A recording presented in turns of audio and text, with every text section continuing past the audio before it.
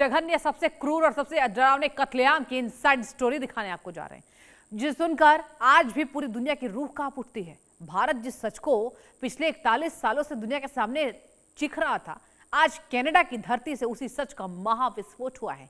Canada ने पहली बार आधिकारिक तौर पर घुटने टेककर माना है कि 1985 में एयर इंडिया की फ्लाइट 182 कनिष्क को हवा में उड़ाने के पीछे कनाडा में पल रहे खालिस्तानी आतंकियों का हाथ था।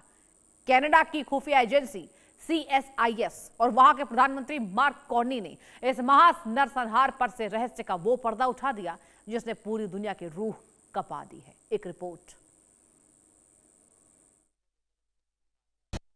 41 साल बाद आया कनाडा का महाकबूलनामा।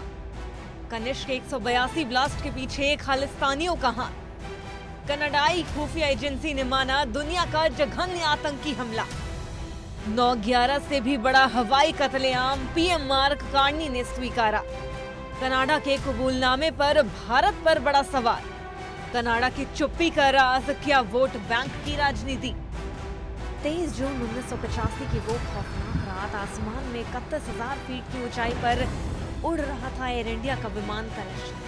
मॉन्ट्रियल से लंदन होते हुए नई दिल्ली आ रहे इस लोहे के परिंदे में सवार 329 लोग मौत की नींद में सो रहे थे। उन्हें अंदाजा भी नहीं था कि उनके ठीक नीचे मौत का एक अदृश्य दानव अपनी आंखें खोल बैठा है। लंदन पहुंचने से ठीक 45 मिनट पहले आयरलैंड के पास अटलांटिक महासागर के ऊपर आसमान में एक ऐसा भीषण धमाका हुआ जिसने पूरी दुनिया को हिलाकर रख दिया।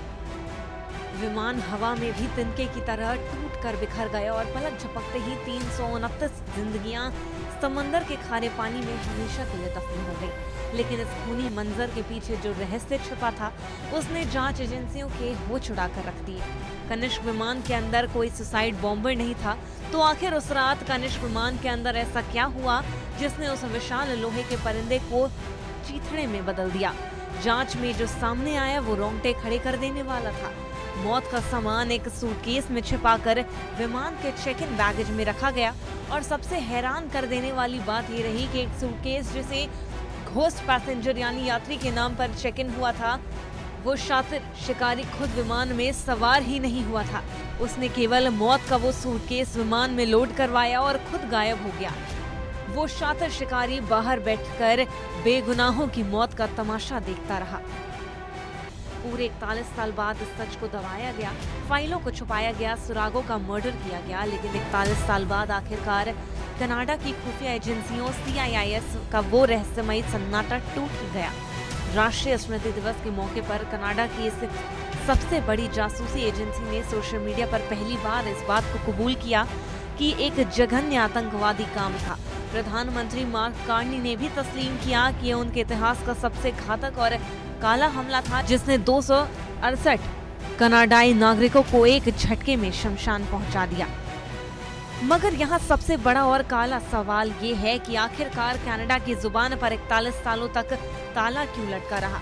भारत पहले दिन से सबूतों की फाइलें लेकर कनाडा के दरवाजे पर खड़ा था।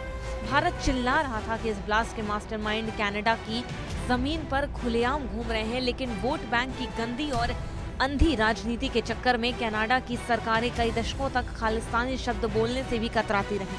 कातिलों को अपनी गोद में बिठाकर पालती रहीं और बेगुनाहों के खून का सौदा भी करती रहीं। एयर इंडिया फ्लाइट 172 का हुआ ये हमला इतिहास का वो काला पन्ना है जिसे चाहकर भी मिटाया नहीं जा सकता। 2001 में अमेरिका में हुए 9/11 आत्मघाती हमलों में से पहले तक इतिहास का किसी यात्री विमान पर हुआ हादसा दुनिया का सबसे घातक और भीषण बम धमाका माना जाता था। हालांकि 9/11 के बाद यह घटना वैश्विक मीडिया की सुर्खियों से कुछ हद तक बाहर जरूर हुई, लेकिन भारत, कनाडा और आयरलैंड के सीने में यह जख्म आज भी पूरी तरीके से हरा है।